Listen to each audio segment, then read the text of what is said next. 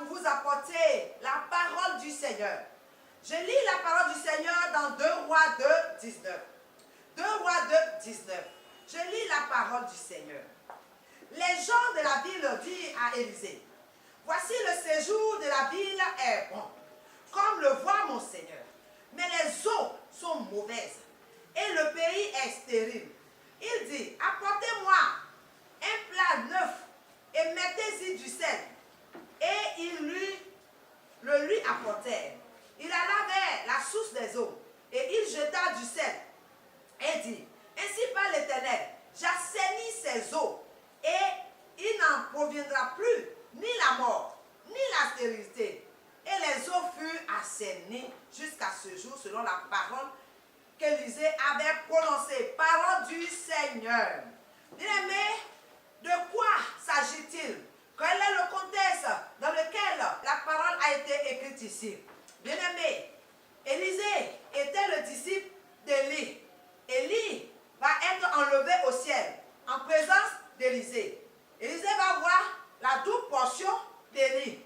Et rempli d'onction, il arrive à Jéricho et les habitants de Jéricho l'approchaient pour lui dire que Jéricho est bon, mais les eaux qui sont à Jéricho sont mauvaises.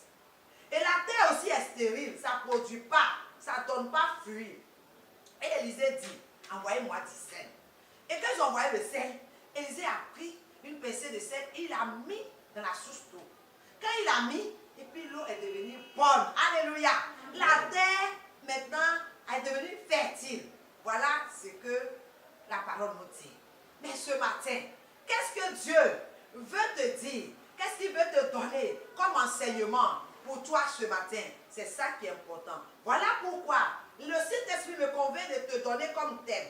Chrétien, sois le sel de ton entourage.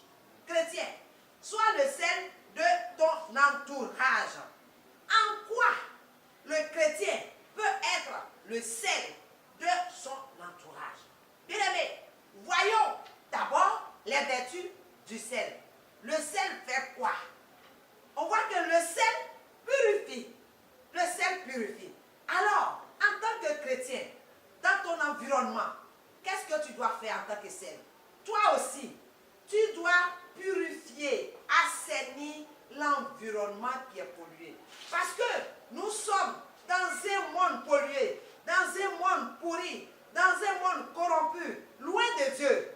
Donc, c'est là la présence du chrétien est importante pour purifier, pour assainir l'environnement qui est pollué. Qu'est-ce que le sel fait encore? Le sel conserve. Si tu mets du sel sur de la viande, tu vas conserver longtemps cette viande. Et donc, le chrétien, dans le monde, dans son environnement, le monde qui est vu comme une viande, en voie de putréfaction. Alors, qu'est-ce que le chrétien doit faire? Le chrétien doit tout faire pour conserver son environnement, pour que son environnement ne soit pas pourri, ne soit pas corrompu. Oui. Qu'est-ce qu'il doit faire? Il doit être la racine de l'unité. Il doit unir son environnement. Il doit rassembler son environnement. Il doit prôner la paix, l'amour autour de lui. Et bien aimé, qu'est-ce qu'on voit aujourd'hui? Le chrétien, d'ailleurs, est celui qui divise pour régner. Le chrétien est celui même qui creuse des trous pour faire tomber l'autre. Non, non. Quelle est ta position ce matin? Tu es du sel et tu dois conserver l'unité, la paix, l'amour. Tu dois rassembler autour de toi. Bien aimé, qu'est-ce que le sel peut faire encore? Le sel est salé. Lorsqu'on met une pincée de sel dans une quantité d'eau, ça change la saveur de l'eau. Ça change l'eau. Donc, le sel est salé. Le chrétien, dans le monde, la présence du chrétien dans le monde, dans son environnement, doit produire des effets positifs. Alléluia.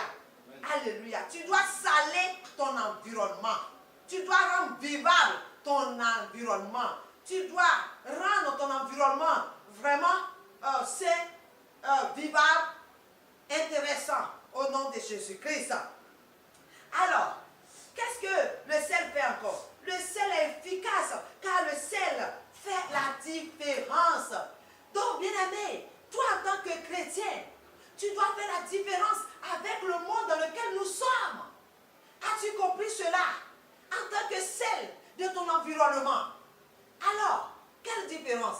Quand je prends ton physique, ta manière de t'habiller, de la tête jusqu'aux orteils, et l'homme du monde, est-ce qu'il y a une différence entre toi et l'homme du monde dans ton habillement? Si ce n'est pas le cas, bien-aimé, tu es en train de perdre ta saveur. Attention!